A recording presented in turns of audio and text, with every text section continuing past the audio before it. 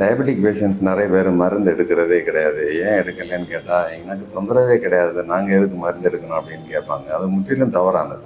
Diabetic நோய் ஆரம்பித்த உடனே நமக்கு உடம்புக்குள்ளே சைலண்டாக நிறைய காம்ப்ளிகேஷன்ஸ் கொஞ்சம் கொஞ்சமாக உருவாக ஆரம்பிக்கும். மெயினான காம்ப்ளிகேஷன்ஸ் என்னன்னு சொல்கிறேன் பாருங்கள். இரத்த நாளம் சம்பந்தப்பட்ட நோய்கள், அதாவது microvascular complications and macrovascular complication. அதாவது சிறு இரத்த நாளம் சம்மந்தப்பட்ட நோய்களும் பெரிய இரத்த நாளம் சம்மந்தப்பட்ட தொந்தரவுகளும் வரும்.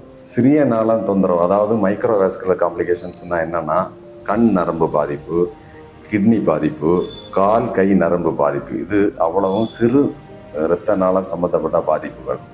பெரு இரத்த நாளம், அதாவது பெரிய இரத்த நாளம் பாதிப்புகள் எங்கெல்லாம் வரும்னு கேட்டால், மூளையில் போகக்கூடிய இரத்த குழாய் அடைப்பு, இருதயத்திற்கு வரக்கூடிய இரத்த குழாய் அடைப்பு, காலில் வரக்கூடிய இரத்த குழாய் அடைப்பு.